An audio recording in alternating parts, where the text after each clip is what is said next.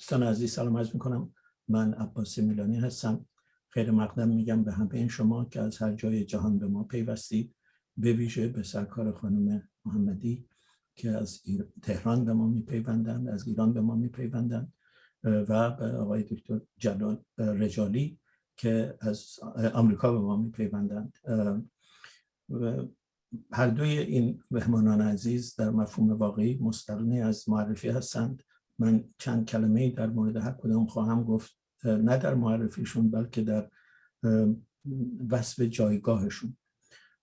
به نظر من جنبش زنان در ایران، مقاومت مدنی زنان در ایران، سرکشی مدنی زنان در ایران به عنوان یکی از برجسته‌ترین نمونه‌های مقاومت مدنی در 40-50 سال اخیر در جهان هست. به نظر من همتراز با جنبشی است که در آمریکا سیاه‌پوستا علیه نژاد پرستی برگزار کردن. به همین خاطر هم هست که هر وقت صحبت از جنبش دموکراتیک در ایران میشه، اگر بخوایم 5 نفر از برجسته‌ترین رهبران این جنبش رو در چند سال اخیر نام ببریم، اکثریت اونها زنان خواهند بود. خانم محمدی، خانم ستوده، خانم عبادی، کسانی که در داخل ایران بودند، از داخل ایران فعالیت میکردند، و کسانی که در خارج فعالیت میکنند و کردند. و فعالیت های ایشون به عنوان حقوقدان، به عنوان یک زنی که در برابر هر نوع ستمی ایستاده، به نظر من یکی از درخشانترین و امیدبخشترین جنبه های زندگی ما در ایرانیان در این سالهای اخیر. آقای دکتر رجالی هم بدون شک برجسته ترین متخصصی هستند که در زمینه شکنجه تا به حال کار علمی کردن. اولین کار دانشگاهی در مورد شکنجه در ایران رو دکتر رجالی کردن، و پس این کتاب عمده ایشون در مورد دموکراسی و شکنجه هست. دانشگاه پرینستون چاپش کرده و منقدین، چند منقد گفتن که این برجسته ترین کار تحقیقاتی در این زمینه است. قبل از اینکه از سرکار خانم محمدی دعوت بکنم که مطالبشون بفرمان، خواستم به یک نکته اشاره کنم. امروز خوندم که یکی از کسانی که در ایران زندانی سیاسی، کسی است که گروگان گرفته شده، خانم ناهید نقبی، کسی که در انفرادی هست، موضوعی که خانم محمدی در موردش صحبت خواهند کرد، محتاج عمل جراحی است و عمل جراحی رو از او دریغ کردم. من واقعا فکر میکنم شرم بر رژیمی باد که هم گروگان میگیره، هم افراد رو در انفرادی نگه میداره، و هم بر اولین و مقدماتی ترین وظیفش رو که حفظ سلامت اونهاست رو از اونها دریغ میکنه. سرکار خانم محمدی، خیلی متشکرم که دعوت ما رو پذیرفتید. باعث افتخار منه که خیر مقدم بهتون بگم. من سلام عرض میکنم خدمت شما و همه بینندگان محترم این برنامه. خیلی خوشحالم خدمت شما آقای دکتر میلانی عزیز هستم. من یه بار شما رو سالها پیش تهران توی یک روزنامه ملاقات کرده بودم و خیلی خوشحالم که الان در رابطه با مسئله سلول انفرادی و شکنجه سفید کار مشترک انجام میدیم. خیلی خوشحالم خدمت آقای رجالی هستم و وصف ایشون رو در رابطه با کارهای تحقیقاتی که روی شکنجه کردن شنیدم و خیلی خوشحالم که توی این برنامه با هم هستیم. من بی مقدمه سراغ بحث میرم. 10 دقیقه تایم دارم، لطفاً تایم من تموم شد و من یادآوری بفرمایید.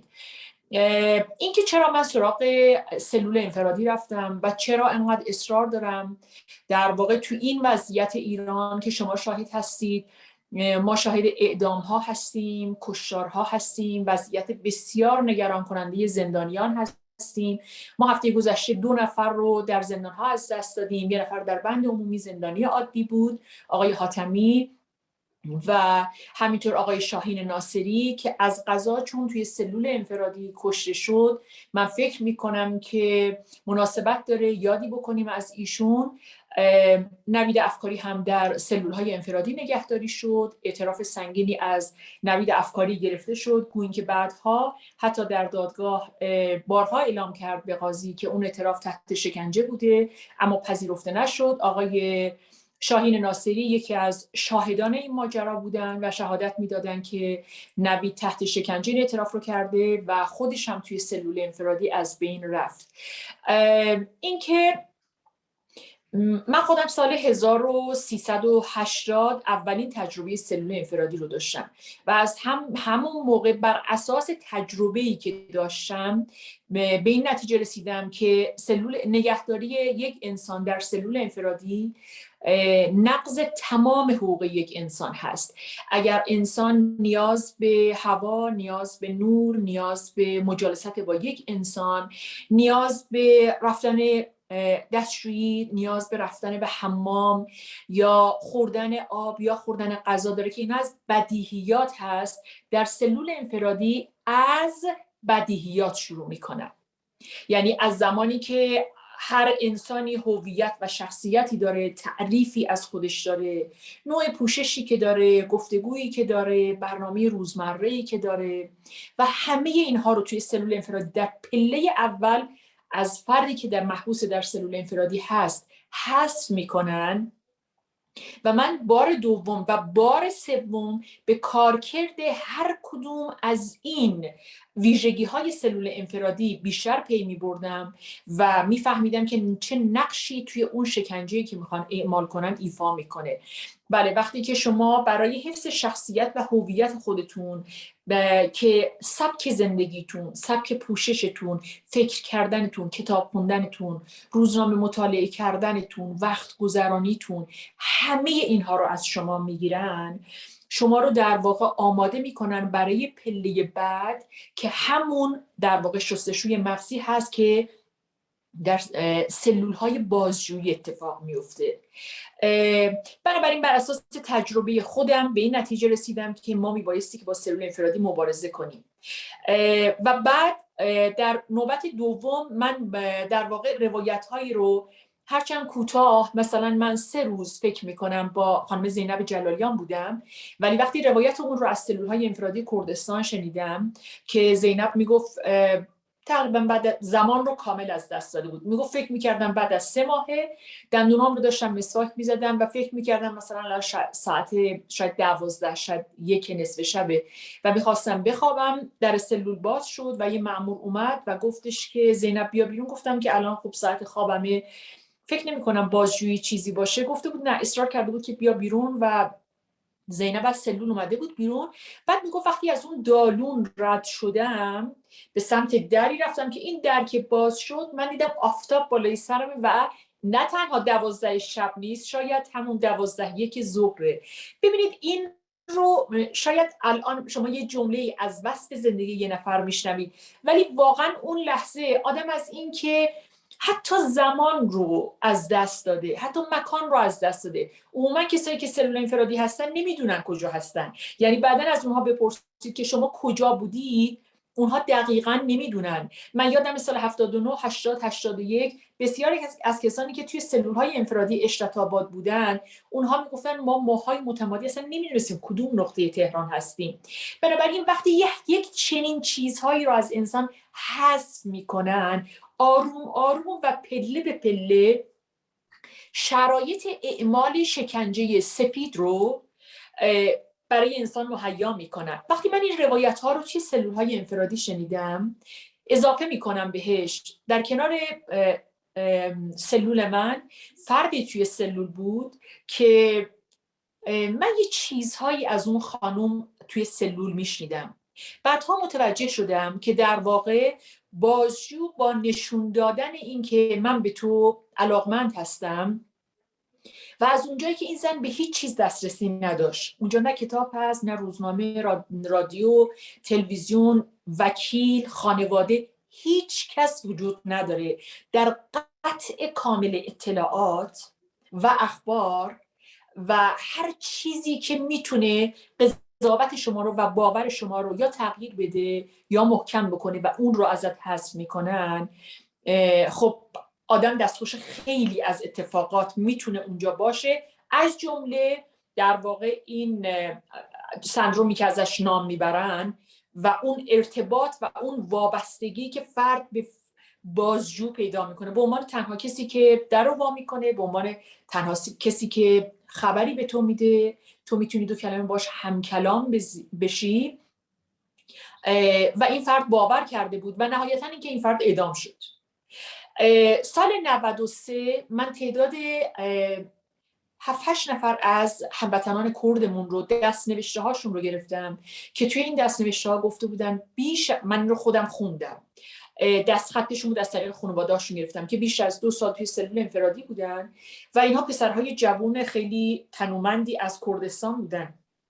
اونها بیش از این که زیر فشار شکنجه جسمی در واقع وادار به اعتراف بشن، نوشته بودن که ما بعد از مدت‌های طولانی حبس در سلول انفرادی حتی ذهنمون انسجام نداشت و برای اینکه از این تنهایی، از این خلأ، از این بیخبری و 24 ساعت پی در پی ماندن در یک محیط کوچک که دیواری که جلوت هست احساس میکنی توی صورتت میاد، ما حاضر بودیم ما رو ببرن پای چوبه دار اعداممون بکنن، ولی این وضعیت تموم بشه. نمیتونستیم تحمل بکنیم. لذا بازجوها چشمندهایی که به ما زدن، کاغذهایی رو جلوی ما گذاشتن که ما اینها رو امضا کردیم و نهایتاً اینکه همه اونها حکم اعدام گرفتن.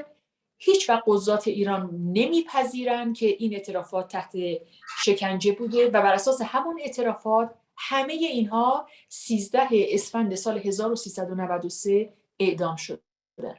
همینطور وقتی من وارد بند عمومی زنان زندان اوین شدم، من توی بند بودم و تمام افرادی که از سلول‌های انفرادی می اومدن اونها دختران سالم و همشون در واقع فعالهای اجتماعی بودن، حالا در حوزه‌های مختلف. وقتی می اومدن بعضی از اونها تعداد زیادی قرص‌های اعصاب و روان با خودشون می آوردن. این یه باکسی بود توی بند زنان که همیشه برای من خیلی تکان دهنده بود. وقتی مأمور اونو دستش میگرفت و سراغ این زنها میومد، اغلب اونها 7 8 10 تا 15 تا قرص رو استفاده میکردن. اینها اکثرا میگفتن ما قبل از اینکه بیایم سلول انفرادی اصلا هیچ قرصی استفاده نمیکردیم، ضرورتی وجود نداشت، ولی وقتی دچار اختلال خواب شدیم شروع کردن به دادن قرص. وقتی دچار اختلال اضطراب‌های بیجا و بی‌مورد شدیم، بیقراری‌هایی که نمیتونستیم خودمون رو کنترل کنیم، بعد از یک مدت چالش با اون شروع می‌کردن به دادن قرص برای ما. اگر شما تو کتاب شکنجه سفید جلد دوم مصاحبه خانم اکرم نقابی رو بخونید، میگه اونها شروع کردن به دادن قرص‌هایی که من بعد از 2 ماه احساس می‌کردم مثل حالت‌هایی مثل یک معتاد رو دارم. در واقع چون باطمه می‌زدم، جمع می‌شدم و گوشه یک سلول کز می‌کردم. به هر حال می‌خوام بگم که این تجربه‌های فردی و دوستانم در سلول‌های انفرادی یا در بندهای عمومی، چه در بند سیاسی چه در بندهای عادی که من 2 بار بازداشت بودم، من شرایط و تأثیرات مستقیم نگهداری یک انسان در سلول انفرادی رو در رفتارهای این آدم‌ها و خودم دیدم و یقیناً در درجه اول به عنوان یک فعال حقوق بشر وظیفه من هست که با سلول انفرادی به مثابه یک شکنجه، یک رفتار ضد انسانی و نقض حقوق بشر مبارزه بکنم. در وهله دوم در واقع من به عنوان کسی که مخالف اعدام هستم و سالها با اعدام مخالفت کردم و 10 سال حکم زندان فقط به خاطر مخالفت با اعدام گرفتم در دادگاه آقای صلواتی، من ریشه بسیاری از این صدور احکام اعدام رو اقرار و اعتراف افرادی میدونم که در سلول‌های انفرادی در عدم دسترسی به وکیل، به خانواده، اطلاعات، اخبار، هر فردی، هر موجودی در شرایط بسیار دشواری که ممکنه ماه‌ها طول بکشه، اونها وادار به اعتراف میشن، اقرار میکنن و اگر ما میخوایم با اعدام مخالفت بکنیم، در واقع با ریشه اعدام باید مخالفت بکنیم. یعنی از جایی که اونها میتونن حکم اعدام رو بگیرن، خیلی از این متهمین واقعا سند و مدرکی علیه اینها در دادگاه ها وجود نداره. یعنی مدرک حقوقی علیه، سند حقوقی علیه اینا وجود نداره، فقط اقرار و اعترافه. اقرار و اعتراف در سلول انفرادی داره صورت میگیره. پس ما اگر میخوایم اعدام رو بتونیم کنترل بکنیم، جلوش رو بگیریم، یکی از وظایفمون این هست که سلول انفرادی رو متوقف بکنیم.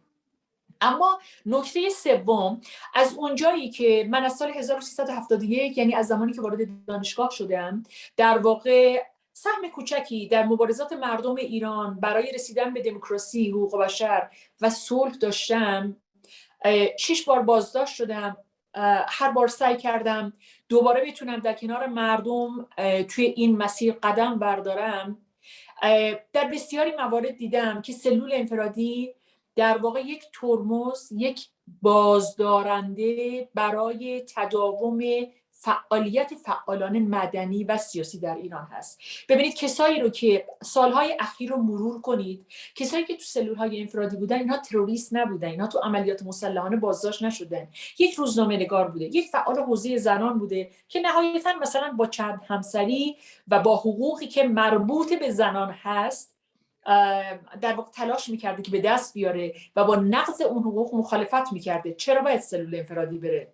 یعنی در سلول انفرادی نگهداری شده که چه مدرک جرمی از کدوم عملیات به دست بیارن. یا شما فکر کنید که مثلا فعالان در حوزه امور خیریه در کشور، شما جمعیت امام علی رو دیدید، آقای شارمین میمندی رو دیدید، واقعا نگهداری این آدم توی سلول انفرادی به چه معنی بود؟ آیا اونها می‌خواستن ببینن که کدوم حرکت تروریستی رو داشتن اینا سازماندهی می‌کردن، در حالی که اونها یک انجمن، یک نهاد خیریه علنی بودن و رزومه اونها اصلا روی سایتاشون همیشه بود.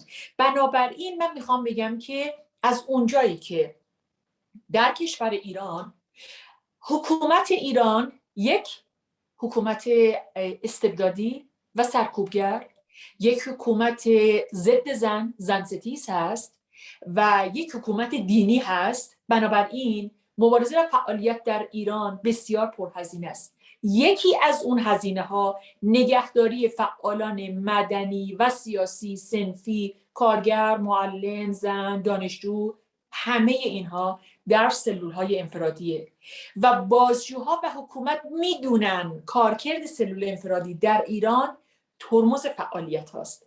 ممکنه یه نفر 2 بار 3 بار و نهایتا فکر بکنه که من نمیدونم تو سلول انفرادی آیا بار 4م آیا بار 5م باز میتونم مقاومت بکنم. بسیاری از اینها دچار بیماری هایی میشن. توی کتاب شکنجه سپید چه جلد اول چه جلد دوم شما این مباحث رو میبینید. آدم هایی که میگن ما بعد از آزادی با اینکه اعتراف نکرده بودیم، اقرار نکرده بودیم، ولی ما دچار بیماری هایی شده بودیم. این بیماری ها ممکنه جسمی باشه، بعضی از اونها تا اتاق عمل رفتن، ولی بعضی از اونها ممکنه که دچار اختلالاتی بشن که این اختلالات به مدتی طولانی با اونها بمونه دیگه. چون توی سلول انفرادی، من یک مثالش رو میزنم، چون توی سلول انفرادی 24 ساعت چراغ خاموش نمیشه و شما چیزی برای خواب، برای آمادگی برای خواب یا بیداری هیچ فرقی نداره. بنابراین آدم هایی که میان خونه حتی وقتی اتاق خاموشه میگن ما باید چشم بند بذاریم، چون اونجا عادت کرده بودیم یه چیزی رو چشممون بذاریم و این برامون مونده. یا آدم هایی که میگن که اگر صدایی بیاد و ما از خواب بپریم حتی از رو تخت نمیتونیم تکون بخوریم، چون احساس کنیم در سلول باز شد. بنابراین یک سری عوارضی به جا میذاره که آدم ها بعد از آزادی برای ادامه فعالیت دچار تردید میشن. آیا من میتونم دوباره سلول انفرادی رو تحمل بکنم؟ و ما میدونیم که اگر فعالیت بکنیم دوباره برمیگردیم سلول انفرادی. آقای مصطفی نیلی و آقای آرش کیخسروی 2 وکیلی بودن که در طی 10 ماه گذشته بعد از آزادی من توی کمپین سلول انفرادی فعالیت کردن. خیلی تلخ من این رو بگم، ولی اونها دوباره برگردونده شدن سلول انفرادی. یعنی وقتی میگم یک حکومتی سرکوبگر هست، به این معنی که علیرغم اینکه سلول انفرادی در قوانین نظام جمهوری اسلامی ایران غیر قانونی هست، ولی اونها ابایی برای تکرار اون ندارن. با اینکه ما رفتیم شکایت کردیم به قوه قضاییه که شما باید رسیدگی کنید طبق قانون خود تو سلول انفرادی غیر قانونی و اونو به ما اعمال کردید. نه یک بار، بارها باید متوقف کنید. نه تنها متوقف نمیکنه بلکه معترض رو دوباره برمیگردید سلول انفرادی. بنابراین به این جهت، به این دلایلی که من برشمردم، 1 فعال حقوق بشر بودن من، 2 مخالفت و مبارزه من با اعدام برای توقف اون، و 3 دلدادگی من به مبارزه برای آزادی خواهی در ایران هست که فکر میکنم اگر میخوایم که ما این جریان رو تقویت بکنیم در ایران، یعنی ما بتونیم طیف گسترده‌ای از فعالان در حوزه‌های مختلف در هر سطحی از فعالیت رو در جامعه ایران حمایت بکنیم، میبایستی که موانع رو از سر راهشون برداریم. یکی از این موانع بسیار جدی سلول انفرادی هست. از سلول انفرادی اقرار و اعتراف میاد، بیماری میاد بیرون، تردید میاد بیرون و وقتی این اتفاق میفته در واقع ضربه مهمی این مبارزات میخوره. از این سه جهت من و در کنار اون تجربه خودم هست، یعنی چیزی که واقعا توی 3 بار تجربه سلول انفرادی بهش رسیدم که مقاومت در سلول انفرادی سخته. بله، شکنجه های فیزیکی بسیار دشوار هست و وجود داره، به خصوص در شهرستان ها. یعنی شما در کردستان، سیستان و بلوچستان، خوزستان و بسیاری از شهرستان ها وقتی که باهاشون میرید صحبت میکنید، اونها از تجربه های شکنجه فیزیکی هم با شما صحبت میکنن. اون هم وجود داره. شلاق وجود داره. الان من محکوم به 80 ضربه شلاق هستم. 80 ضربه شلاق من رو قاضی حکم تعزیری داده، یعنی من با پولم نمیتونم بخرم. اون 80 ضربه شلاق برای من لازم الاجراست. من به عنوان فردی که خودم الان در معرض شلاق هستم، یعنی شکنجه جسمی، یعنی تعرض به بدن من، اما اهمیت سلول انفرادی رو کم نمیبینم. یعنی من با اعدام مخالفم، با شکنجه مخالفم، با شلاق مخالفم، با نقض حقوق بشر مخالفم و در کنار اون با جدیت تمام با سلول انفرادی مخالفم. برای توقف اون تلاش میکنم و فکر میکنم ما نیاز به حمایت‌های بین‌المللی داریم. یعنی اینکه اصالت داره این اعتراضات و این فعالیت‌ها و این مبارزات در داخل و توسط مردم ایران، اما کافی نیست. ما برای شنیده شدن اون، برای قدرتیابی مردم در مبارزات نیاز به حمایت داریم و برای توقف سلول انفرادی ما نیاز به حمایت جدی نهادهای بین‌المللی، دانشگاه‌ها و حتی پارلمان‌ها و نهادهای بین‌المللی حقوق بشری داریم. اگر ما بتونیم یک حلقه وصل حمایتی از این نهادها برای مبارزه برای توقف سلول انفرادی رو داشته باشیم، گوییم که حکومت به راحتی سلول انفرادی رو واگذار نخواهد کرد، چون امکان سرکوب مردم، فعالان مدنی و معترضین در دست نهادهای مدنی هست و به راحتی واگذار نمیکنه. ولی ما میتونیم امیدوار باشیم که حداقل میتونیم کنترلش بکنیم. از این حیث من از دکتر میلانی عزیز، آقای رجالی عزیز و دانشگاه استنفورد بسیار بسیار سپاسگزارم و میدونم که این گام مؤثری هست. همین که صدای ما در این نهادها، در این مراکز علمی به گوش بقیه مردم در سراسر جهان رسونده بشه، این خودش در واقع حمایت مؤثری هست و من به سهم خودم بسیار سپاسگزارم. من هم به سهم خودم از شما بسیار سپاسگزارم و در مفهوم واقعی سر تعظیم فرود میارم در برابر شجاعت شما و مقاومت شما. شما بارقه امیدی هستید برای همه ما و من توصیه به دوستان عزیزی که در برنامه هستند این است که این کتاب رو میتونید از انتشارات باران بگیرید. این کتاب در خارج از ایران چاپ شده. انتشارات باران سعی کرده الان 40 سال 30 ساله که صداهایی باشه که در ایران شنیده نمیشه و با خریدن این کتاب ها ما میتونیم کمک بکنیم که این کار بایسته ایشون، کار شایسته انتشارات باران و زحمتی که خانم محمدی کشیدن هم قدرش دانسته بشه و هم ادامه پیدا کنه. جناب دکتر رجالی به گوش هستیم. خیلی متشکرم که دعوت ما رو پذیرفتید.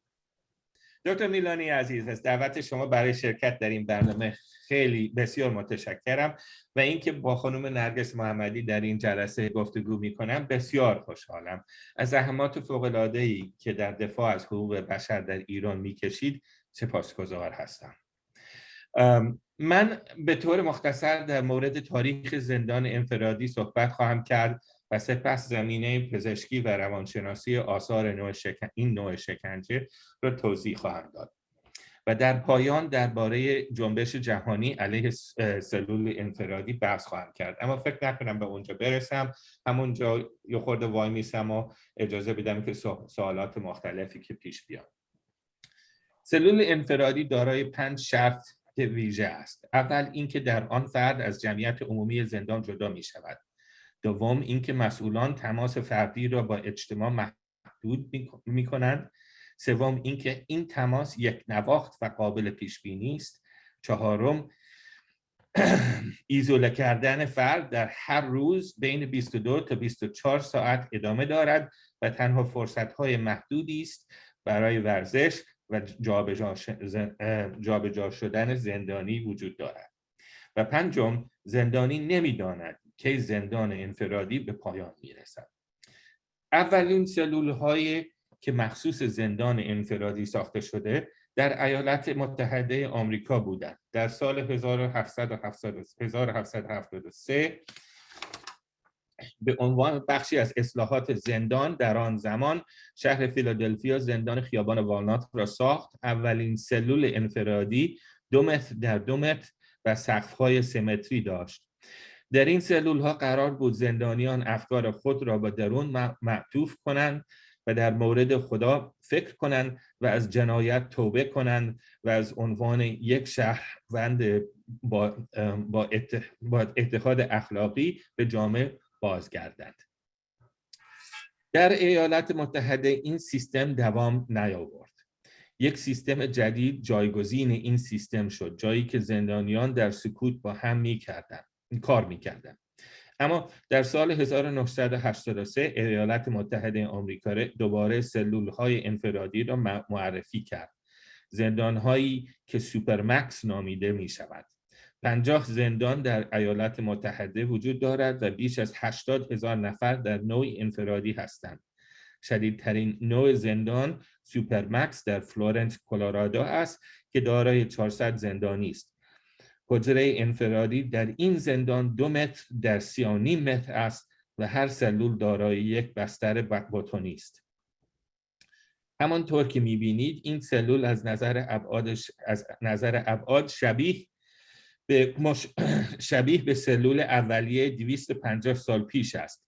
همچنین مشابه سلول 2 متر در 3 متر توصیف شده در فیلم خانم محمدی است. در تمام این موارد دیوارهای زندان خود ابزار شکنجه هستند. برخلاف زندانهای آمریکایی، زندانهای اروپایی به طور گسترده از سلول انفرادی استفاده می‌کردند و در مدت 2 قرن به شکل فرم اصلی زندان درآمد. انزوای پیش از محاکمه در اسکاندیناوی یک مشکل شناخته شده برای ده‌ها سال بوده. نویسنده مشهور هانس کریستیان اندرسن در قرن 19 یک اثر مهم نوشت در وحشت سلول‌های انفرادی در سوئد را توصیف کرد. حبس انفرادی همچنان یک مشکل شناخته شده اسکاندیناوی است. در دانمارک بین سال 2006 و 2001 سالیانه 8 تا 10% همه زندانیان تحت انفرادی شدید قرار می‌گیرند. میانگین مدت زندان بین 28 تا 37 روز است، اما گاهی اوقات زندانیان برای دوره‌های بیش از نیم سال نگهداری می‌شوند. دانمارک، نروژ، سوئد همگی برای سالهای گذشته مورد انتقاد بین‌المللی برای نقض حقوق بشر قرار گرفتند. در تاریخ ایران دولت پهلوی اولین کسی بود که به طور سیاسی از فضا برای ایجاد درد استفاده کرد. همانطور که در اولین کتابم در مورد شکنجه در ایران توضیح دادم، در سال 1972 زندان اوین با کمدهایی مانند گنجه کمتر از 1.5 متر در هر جهت ساخته شد. در چنین کمدها فرد نمیتواند بایستد یا بدن خود را دراز کند. در تاریخ شکنجه میتوان اینها را جعبه شکنجه نامید. خب پس اثرات محاصره انفرادی چیست و چگونه از جعبه‌های شکنجه و استهلاک حسی تفاوت می‌کنند؟ تخیل عامه این سه نوع حبس را اشتباه می‌گیرد، اما آنها شکنجه‌های متوافی هستند. آنها آنها متوافق هستند زیرا که در بدن انسانها دخالت متوافقی دارند و اثرات بیولوژی آنها متوافق است. حبس در کمد یک شکنجه محدود شناخته شده است. این شرایط از نظر جسمی دردناک است زیرا ما به عنوان نوعی میمون که هستیم طوری طراحی نشده ایم که کاملا بی حرکت باشیم و اگر مجبور به سکون باشیم سکون بدن ما ناپایدار است و باعث درد شدید می شود. جعبه‌های محرومیت حسی اثرات روانی منحصر به فردی از جمله خیالبافی‌های و شنوایی و بینایی را ایجاد می‌کنند. عملکار آن با دخالت در توانایی بدن برای درک چیزی، حتی هوا در حال عبور از صورت انجام می‌شود. سرانجام حبس انفرادی. سلول‌های زندان انفرادی با جعبه‌های شکنجه فرق دارند. جعبه‌های شکنجه فضای کوچک کمد هستند که فرد نمی‌تواند در آن حرکت کند. در سلول انفرادی، سلول یک زندان معمولی است، نه یک سلولی که برای تنگ کردن زندانی و ایجاد درد جسمی طراحی شده باشد. سلول انفرادی نیز با شرایط محرومیت حسی تفاوت دارد، زیرا نگهبانان هیچ تلاشی برای پوشاندن آنچه زندانی با ماسک و سرپوش و دستکش احساس می‌کنند یا می‌بینند این کارها را نمی‌کنند. مثل گوانتانامو در آمریکا. در همان حال حبس انفرادی دارای مجموعه منحصری به فرد از آثار روانی و جسمی است و لیستش خیلی درازه. خانم محمدی دوباره توضیح داده، اما من میتونم لیست خیلی درازش رو به شما توضیح بدم. محققان سراسر جهان دریافتند که در 1/3 تا 90% زندان انفرادی با مشکلات جدی سلامتی روبرو میشن. این شکنجه ها با دخالت در ارتباط اجتماعی معنیدار و به اندازه‌ای که برای حفظ سلامت و رفاه کافی نیست عمل میکنند. این اثرات انفرادی تنها پس از چند روز در سلول‌های انفرادی رخ می‌دهد و خطرات سلامتی با هر روز گذران افزایش می‌یابد. این اثرات صرف نظر از شرایط خاص و در مدت زمان بسیار کوتاهی در انفرادی رخ می‌دهد.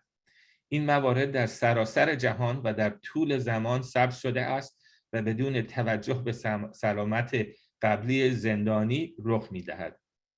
اثرات مشابه در یک گروه کوچک، به طور مثال یک مادر و 2 فرزند جدا از هم نیز اتفاق می‌افتند. با وجود اینکه تفاوت‌ها هر 3 نوع شکنجه با یک شکل عمل می‌کنند، آنها با قطع یا دستکاری رفلکس‌های لازم برای حفظ زندگی کار می‌کنند. این باعث درد می‌شود. درد سیگنالی از بدن است که به مغز می‌رسد و که یک منظر ناخوشایند یا خطرناک در حال رخ دادن است. بدن انسان به 2 روش به این دستکاری ها واکنش نشان می‌دهد: پرواز یا ترس. نمونه این عکس‌العمل ها را در فیلم خانم محمدی هم می‌بینیم، مثلا در کسی که به در و دیوار حمله می‌کند یا کسی که از فشار دیوارها بر بدن خود صحبت می‌کند یا کسی که از ترس خودش می‌گوید. و برای صاحبان قدرت چنین واکنش هایی مفید است. مقامات دولتی از زندانیان بازداشت شده برای مقاصد عمومی خاصی استفاده می‌کنند. گاهی اوقات برای ایجاد رعب و وحشت، گاهی برای جلب اطلاعات از آنها و گاهی برای گرفتن اعتراف از آنها چه دروغ و چه راست. دو نوع تکنیک شکنجه وجود دارند اصولاً. آنهایی که زخم ایجاد می‌کنند، مثلا آنهایی که در روستاها که خانم محمدی دوباره نام برده مثل کابل و آنهایی که هیچ اثری روی خود بر جا نمیگذارند. کسانی که هیچ علامتی از خود بر جا نمیگذارند اغلب فیزیولوژی و متابولیکی اصلی را دستکاری میکنند و ریفلکس های لازم برای حفظ زندگی را قطع میکنند. این تکنیک ها فیزیکی هستند حتی اگر هیچ اثری از خود بر جا نمیگذارند. همینطوری که خانم محمدی هم به آن پرداخته، چون آثار شکنجه جسمی را نمیبینند ممکن است اصلاً آن را شکنجه هم حساب نیاورند و اتفاقاً بسیار خوب است که فعالین ایران آن شکنجه را شکنجه سفید نام گذاشتند. نمونه های این شکنجه ها شامل شکنجه در آب، ایستادن اجباری، محرومیت از خواب، قرار گرفتن در معرض نور ثابت و البته انفرادی.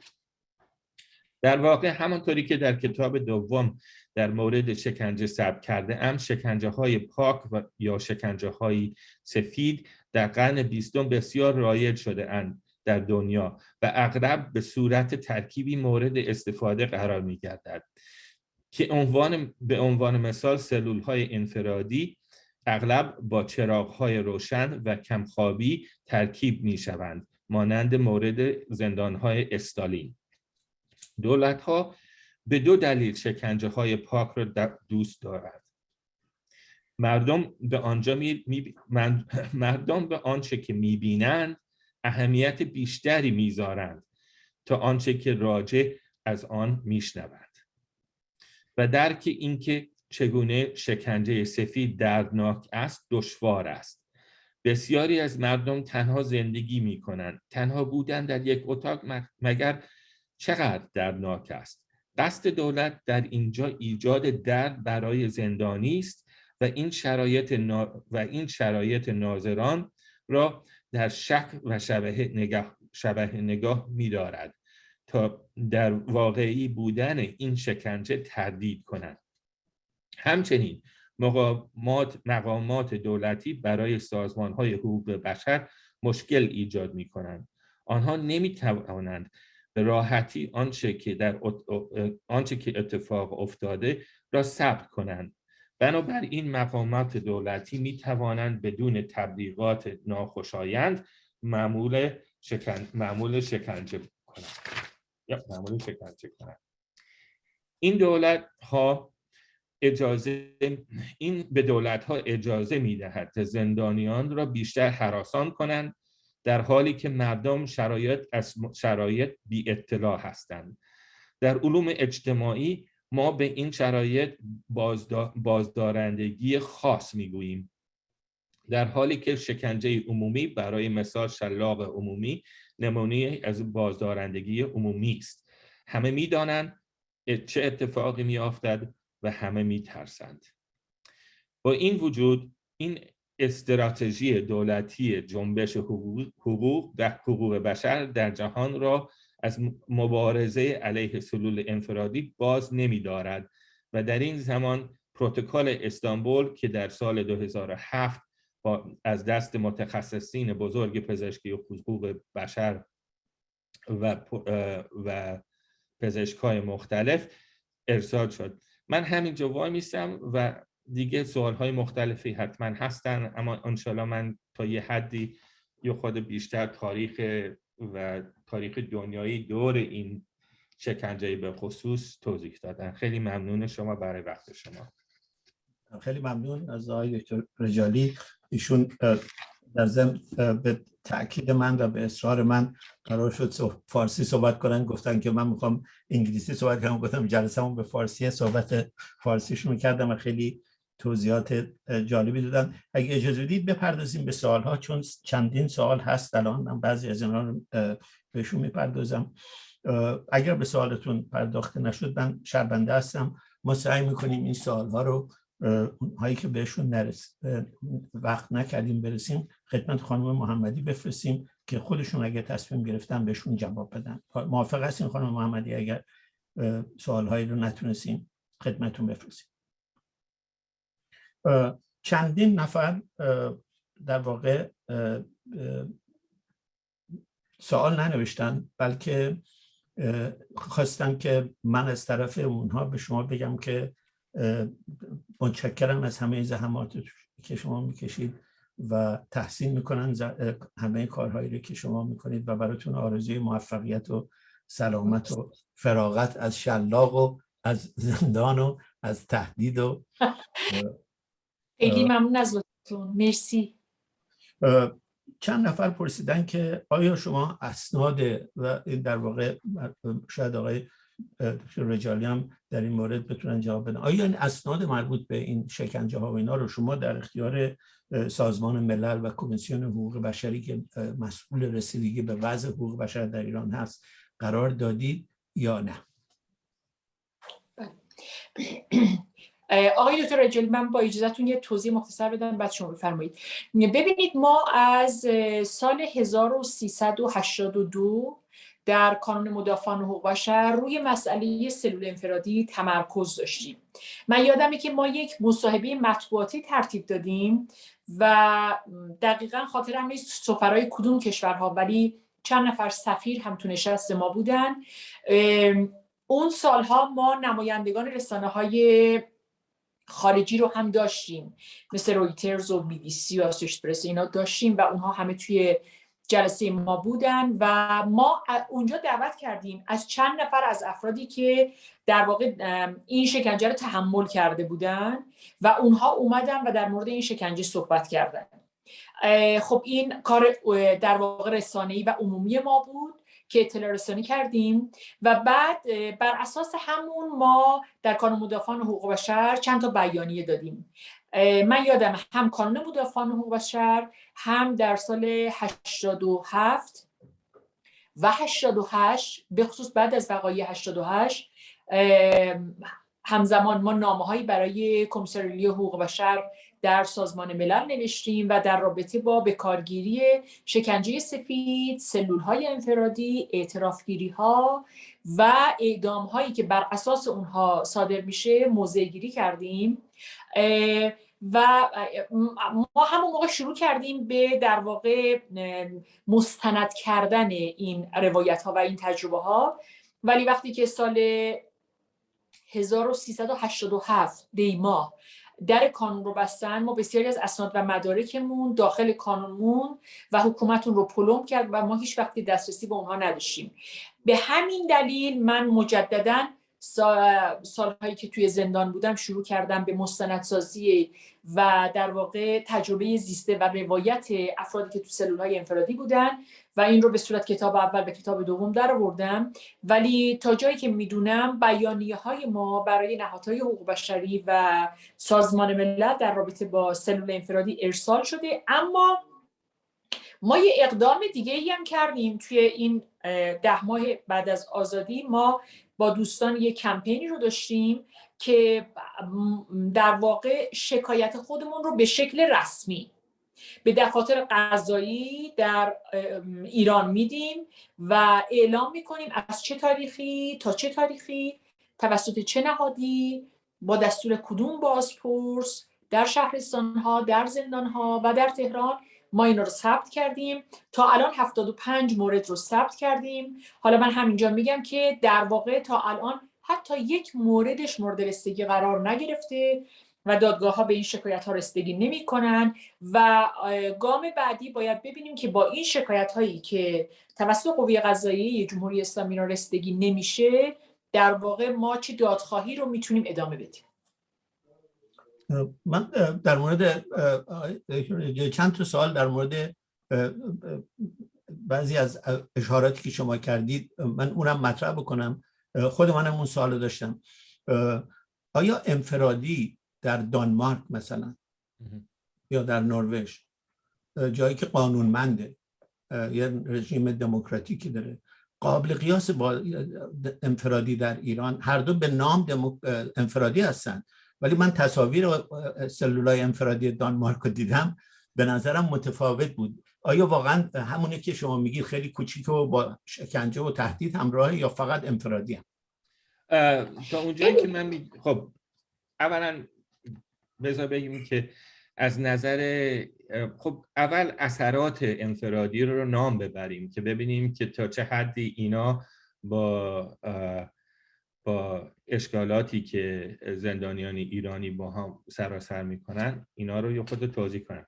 اولا سلول انفرادی در دانمارک یا در آمریکا، اینم هم یه مشکل خیلی بسیار بزرگی هستش، همه این اشکالات رو دارن. بذار من دوباره، اینا فقط از دانمارک و ایران هست، از دانمارک و آمریکا هستن و جاهای مختلف مثل آن.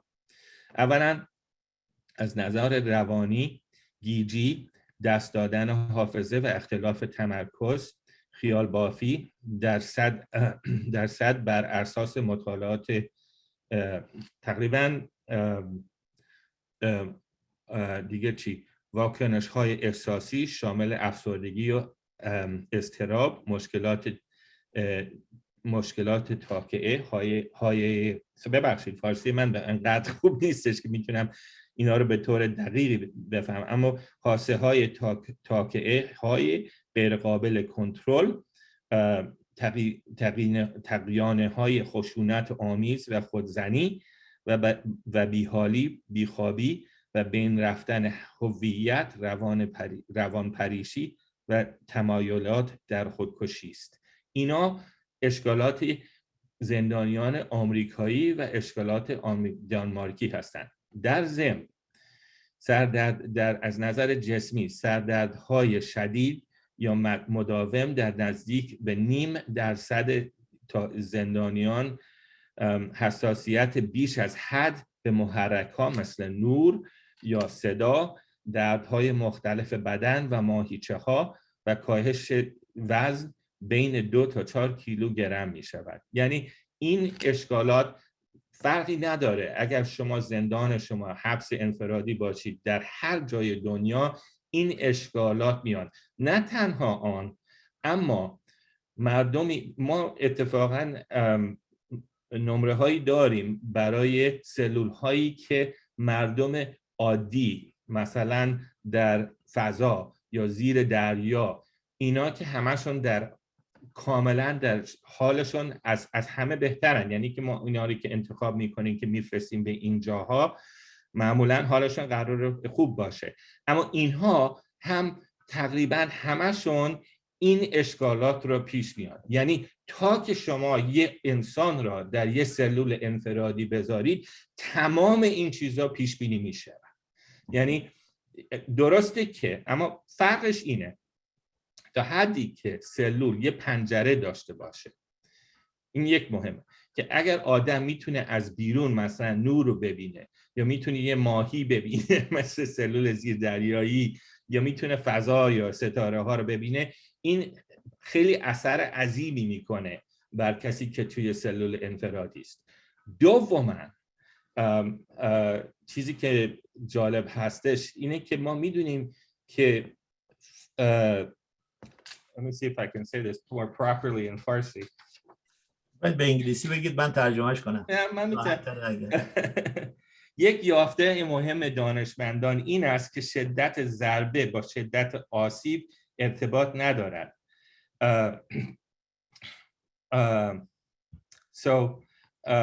تراما به درک عدم وجود کنترل هنگامی که فرد مجروح می شود ارتباط دارد. یعنی که اگر آدم احساس میکنه که کنترل روی خود زندانش نداره، این اثرات شکنجه بیشتر میشن. مثلا برای همین دلیل آنهایی که خودشون حاضرن برن توی سلول فضایی، اینا کمتر، این گروه آدم کمتر این اشکالات رو پیش میاره.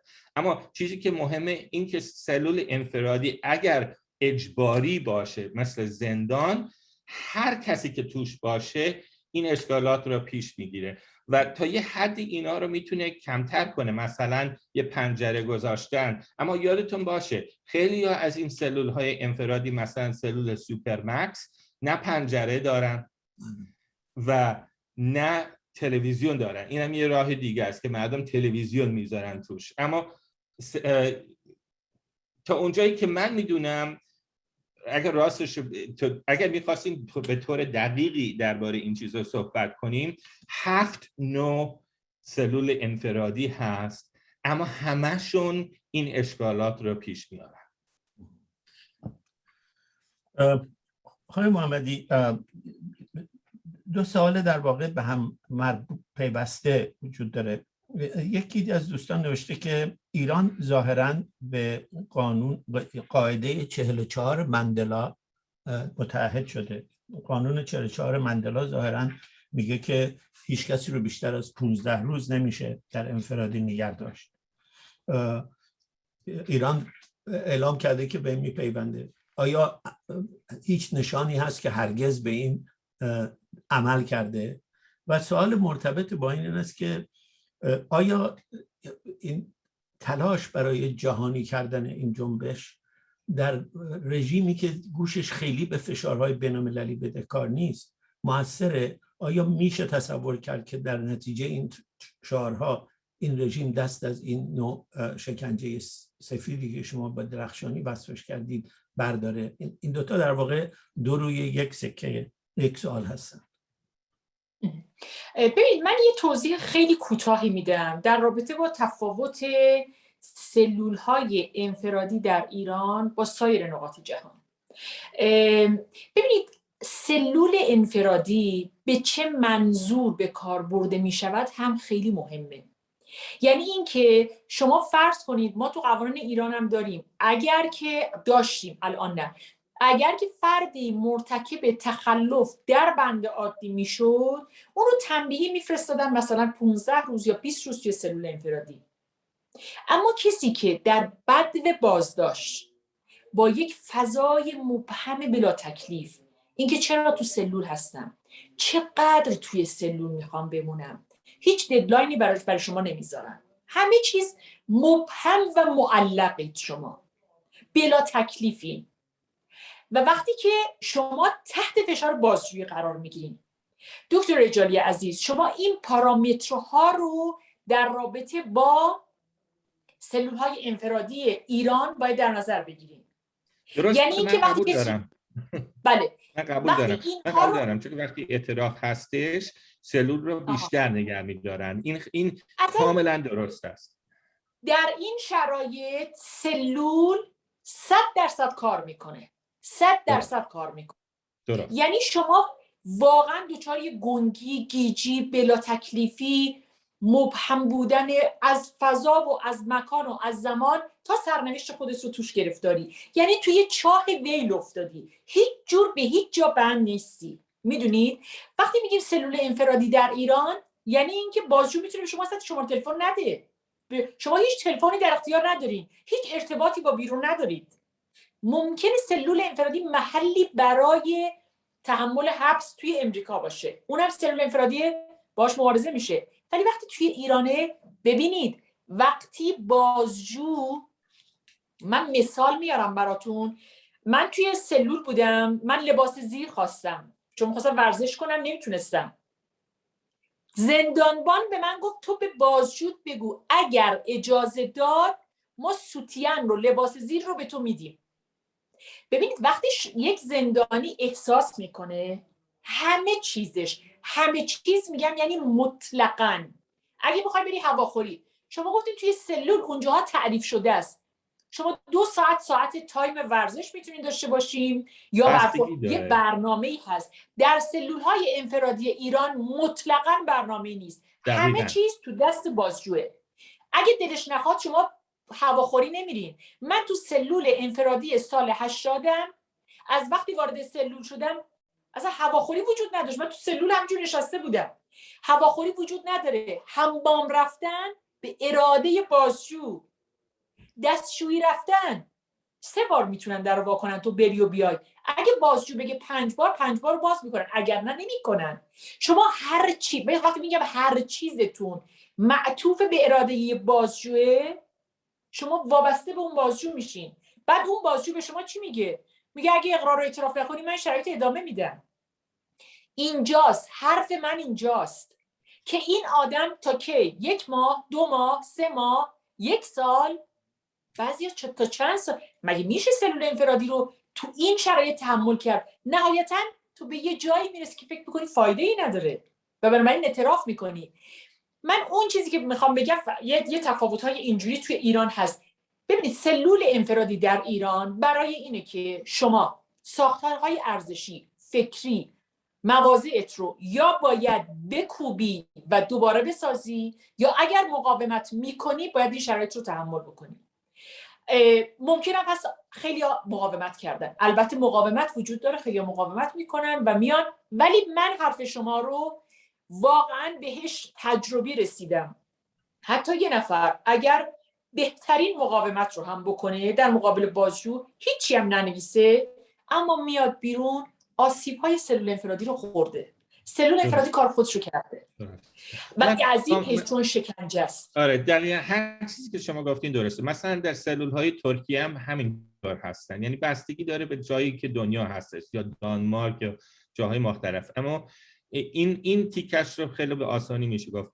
وقتی که سیستم میخواد سلول انفرادی رو نه برای اطلاعات و نه برای قضایی، اما فقط برای اعترافات مثل چین یا روس یا ترکیه یا جا، این سلول‌های انفرادی به خصوص بدترن و کمتر امیدی هستش که مثلا بیان بیرون یا تمام چیزهایی که شما از نام بردید. اینا درسته، من اینا رو کاملا قبول دارم، چون که گفتم همینطوری که گفتم 7 نوع سلول انفرادی هستش و اینا رو میشه به طور دقیق توضیح داد از نظر علمی و یک نوع به خصوصی هستش که شما نام بردید که از همهشون بدتر هستش که در دنیا رواج داره، در ایران و آنهایی که در سیستم‌های اعترافی که سیستم قضایی اعتراف می‌کنن از همهشون بیشتره، چون که معمولا مثلا در دانمارک میشه مثلا در عرض 6 ماه در یه سلول انفرادی باش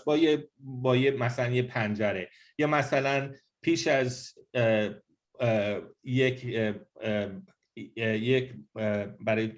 برای یه مثلا بازجویی 4 هفته در یه چیزی باشید. اما برای اعتراف معمولاً بین 1 سال تا 2 سال یا 3 سال میتونید در یک زمان مثل در یکی از این سلولا باشید. من اصلا هیچ اشکالی ندارم. اگه اجازه بدید خانم ممنون، فکر کنم یه تفاوتی در نوع رژیم ها هست.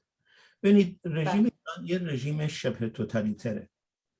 هانا آرند میگه رژیم های توتالیتر هدفشون اینه که هر کسی رو به سان یک زندانی در مقابل خودشون ضعیف و ذلیل بدونن و محتاج زندانبان برای همه چیز. وصفی که خانم محمدی میکنه دقیقاً وصفی است که هانا آرند میکنه از اون چیه رژیم توتالیتر میخواد با مردم بکنه. در یک رژیم توتالیتری که همه بی‌پناه هستن، زندانی بودن، انفرادی بودن متفاوت با دانمارک به نظر من، که شما هر حال احتمال رو دارید که به یه وکیلی دسترسی پیدا بکنید، احتمال رو دارید که با یه دکتر اقتصادی تماس بگیرید بگی آقا ببین به من چیکار میکنن. تو ایران قطع میکنن و اگر بگی چرا این کار میکنید همون بلایی رو میارن که الان بر سر خانم محمدی آوردن. همین الان تهدید به شکنجهش کردن، تهدید به شلاقش کردن و میخوان حبسش رو دوباره اجرا بکنن برای اینکه میخوان بترسونن، همونطوری که ایشون گفت. چند تا سوال دیگه هست اگه اجازه دید به اونا بپردازیم. در مورد سوالی شده که کسی به اسم حاج داوود از این شکنجهگرای معروف، زندانبانهای معروف، بعضی از زندانی ها رو در تابوت نگه می‌داشته. آیا در این زمینه آیا این کار ادامه داره؟ تا چه حد گسترده بوده؟ شما اطلاعاتی دقیق در این مورد دارید؟ خانم من میدونم خانم پارسیپور یه مقداری در مورد این قضیه تو خاطرات زندانش نوشته. او هم مدتی در این تابوت انفرادی بوده. واقعا شگفت انگیز وصفش از اون. من البته خودم تجربه از دهه 60 رو ندارم چون اون دوره نوجوانی من هست، اما من تقریبا سال 97 و 98 با 2 نفر در واقع توی بند عمومی زندان اوین بودم. یکی از اونها چون اجازه ندارم اسمشون رو نمیارم، ولی خاطرات خودشون رو از حبس در همین حالتهایی که شما گفتین برای ما اونجا تعریف میکرد، چون که دهه 60 هم زندان بوده و اون دوره رو اتفاقا تجربه کرده بود و خاطراتش رو به ما میگفت. و قبل از اون هم ما یکی از همبندی هایم از سازمان مجاهدین خلق این خاطره ها رو شنیده بودم و میدونم که این اتفاقات افتاده. برخی از اونها هنوز توی ایران هستن و به هر حال بازداشت میشن و توی سلولهای انفرادی باز هم نگهداری میشن. اونها از تجربه هاشون میگفتن. در رابطه با سوال قبلی آقای میلانی عزیز فرمودین که در رابطه با قانون، من فقط همین توضیح کوتاه رو بدم که دیوان عدالت در ایران در سال 1382 در واقع رأی هیئت عمومی دیوان هست که منع میکنه سیستم قضایی رو از بکارگیری سلول انفرادی، اما که با هم الان تو شکایت ها بهش استناد میکنیم، اما این به هیچ عنوان توسط نیروهای امنیتی به رسمیت شناخته نشده. و مهمتر اینه که ما در واقع توی شکایت هامون این رو مطرح میکنیم که شما نه تنها مرتکب یه شکنجه شدین که بنا به اصل قانون اساسی، اصل 38 قانون اساسی، شما نمیتونید از شکنجه استفاده کنید برای اقرار و اعتراف، شما حتی رأی دیوان رو هم نادیده میگیرید که شورای تشکیل شده، هیئت عمومی رأی داده که شما سلول انفرادی رو اجازه نداریم به کار بگیرید، ولی این همه آدم اومدن و به شما با سند و مدرک میگن که شما سلول انفرادی رو دارید استفاده میکنید. بنابراین بله، حکومت ایران حتی نه تنها قانون اساسیش رو نقض میکنه، بلکه همین قوانین و مقررات مشخصاً مربوط به سلول انفرادی رو هم نادیده میگیره. من بارها گفتم قوه قضاییه ایران مستقل نیست، در چنبره و تحت اراده مطلق نهادهای امنیتی هست. نهادهای امنیتی از بازپرس ها میخوان که فلان متهم رو شما باید سلول انفرادی بفرستین، اون بازپرس در رابطه با زمان انفرادی خودش تصمیم نمیگیره، بازجوها تا روزی که بخوان، یعنی اون پروژه امنیتشون کار بکنه، اون فرد رو به شکل غیر قانونی توی سلول انفرادی نگه میدارن. و از این حیث یکی از اعتراضات ما در واقع علاوه بر شکنجه بودن سلول انفرادی، رفتار غیر قانونی قوه قضاییه و نهادهای امنیتی است. عرض کنم که ما معمولا برنامه رو رأس ساعت 11 تموم میکنیم، ولی چون بحث بسیار مهمی است، اگر هر دوی دوستان شما مهمانان عزیز موافق باشید یه چند دقیقه دیگه ادامه بدیم. خواهش میکنم. تا سوال هست. چند نفر سوال کردن آقای دکتر رجالی در مورد این 7 نوع انفرادی که بهش اشاره کردید. اگه ممکنه به اختصار این 7 نوع رو برای اوکی مثل که اختصار نمیشه. خب فکر کنم الان در دست من نیستش، اما من میتونم من همشون رو روی تیکه کاغذ نوشتم پس میتونم به شما بفرستم. اما همینطوری که شما بفرستید ما اینو میذاریم در سایت. آره، همونطوری که به طور مختصر همونطوری که خانم محمدی تعریف کرد، اشکال اصلی زندان انفرادی این است که تا چه حدی بازجویان جلوگیری میکنن از تمام چیزهایی که امکان باشد که یک زندانی میتونه ازشون یک مقاومتی پیدا کنه، مثلا دیدن یک کسی دیگه یا لباس یا کتاب یا تلویزیون و اینا فرق دارن از نظر اینکه تا چه حدی مثلا 1 ساعت در حیاط میتونن برن یا پنجره داره یا میتونن یه تلویزیون تو اتاق باشه. در آمریکا مثلا در سلول انفرادی که میدونیم مثلا جاهای مثل گوانتانامو که جاهای وحشتناکی هستن، غیر قانونی هستن از نظر قانون آمریکا، خیلی از این کارها هم میکنن و اشکالهای اصلی در اینجا این استش که همونطوری که شکنجه دارا میخوان خیلی کنترل میکنن تا چه حدی که آدم میتونه با یک کسی دیگه رفت و آمد داشته باشه و سعی میکنن که خودشون تنها نفری باشن که با زندانی روبرو باشن که زندانی what is the word for this in English becomes dependent on them. وابسته. وابسته میشه به بازجو و این کار اصلیش این هستش که تمام این چیزها رو کنترل کنن که زندانی وابسته بشه به بازجو و از آنها اعتراف‌های به خصوصی بگیرن. خیال نکنید که اعتراف‌هایی که از گوانتانامو در میان اعتراف‌های حق داشته باشن. اینا هم همینطوری هستن. یعنی در خیلی از کشورهای دموکراسی اینجور چیزا پیش میاد، اما در دانمارک خب آره چون که در سوئد و اسکاندیناوی و تمام این جاها برای سالها مردم اعتراض کردن، حالا تا یه حدی از طرف قانونهای اروپایی یه چیزایی پیش میاد. اما راستشو باشه که اینه که در دانمارک و تمام این کشورهای مختلف هیچ بازجو حاضر نیست که سلول انفرادی رو کاملا ممنوع کنه.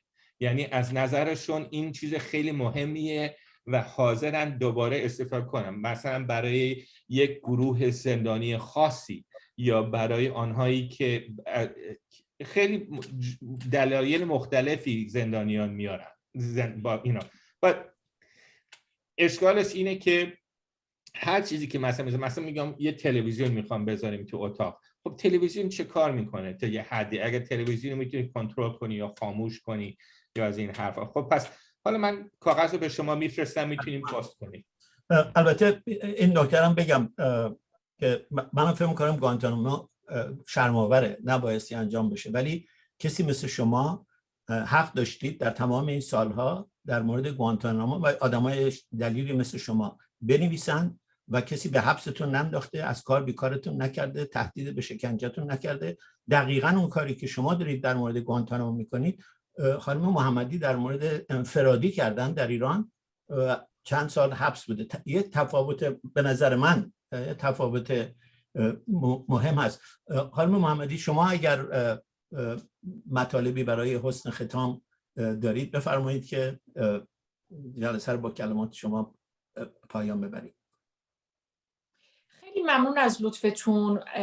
من یک بار تاکید میکنم که بسیاری از فعالیت‌هایی که ما در داخل داریم انجام میدیم، به خصوص وقتی بحث شکنجه، زندان و موارد نقض حقوق بشر هست، در واقع این حمایت‌های بین‌المللی خیلی میتونه مؤثر باشه و شنیده شدن صدای ما از داخل ایران میتونه به ما قدرت بده. یکی از سوال‌ها بود و که من نرسیدم بهش جواب بدم و در پایان صحبت‌ها میخوام بهش اشاره بکنم، اینه که ببینید این حرکت‌ها به اعتقاد من بر اساس اعتراضات مردم و به دلیل مقاومت عمومی که در جامعه ایران وجود داره و این رشد آگاهی در اقشار مختلف جامعه ایران در واقع میتونه به ثمر بشینه. من امیدوار هستم نسبت به آینده ایران، نسبت به وضعیتی که توش هستیم. هزینه زیاده، وضعیتگاهی خیلی نگران کننده هست در زندانها، در مورد احکام، ولی شما در کنار اون عنصر مقاومت مردم رو هم در نظر بگیرین، شما آگاهی مردم رو هم در نظر بگیرین. ببینید درسته که الان ما بعد از 42 سال مخالفت با حجاب اجباری، درسته ما نتونستیم این قانون رو اصلاحش بکنیم، ولی ما دستاوردهای جدی داریم. ما این قانون رو بسیاری از زنها زر در صفر کردن، قانونی که هیچ ارزشی نداره، خیلی ها اون رو به رسمیت نمیشناسن و الان زنان در واقع مقابله با امر حجاب اجباری رو حالا در جاهای مختلف، این نتیجه مقاومت مردم هست، این نتیجه مقاومت زنان هست در بسیاری از موارد. شما سنگسار رو در نظر بگیریم.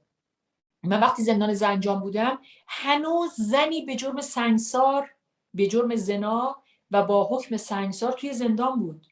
برای من واقعا یه تأسف بود برای فعالان زنان که ما اینقدر فعالیت کردیم. اما واقعیت اینه که همون مقاومت ها باعث شده که الان تا جایی که من میدونم سعی میکنن قضات سنگسار رو ندن. خب فکر میکنید نتیجه چی بود؟ نتیجه مقاومت در ایران و پافشاری فعالان حقوق بشر در خارج کشور و آگاهی رسانی افرادی چون شماها بود که ما الان تونستیم به یه جایی برسیم. درست قانون رو عوض نمیکنه. جمهوری اسلامی را رژیمی هست که قانونش رو نگه میداره برای قدرت نمایی، ولی خیلی وقتا این قانون کارکرد خودش رو از دست میده، بی‌اعتبار میشه برای مردم. ما در حوزه‌های مختلف درسته اون نتیجه قطعی رو نتونستیم به دست بیاریم، ولی دستاوردهای جدی داشتیم. من همیشه چون کوهنوردم میگم که ممکنه یه موقع آدم قله رو نزنه، قله زدن برای کوهنورد خیلی مهمه، ولی ممکنه یه موقع چند تا یال بلند رو بلند بشه و به سمت قله بره و اینا دستاوردهای جدیه.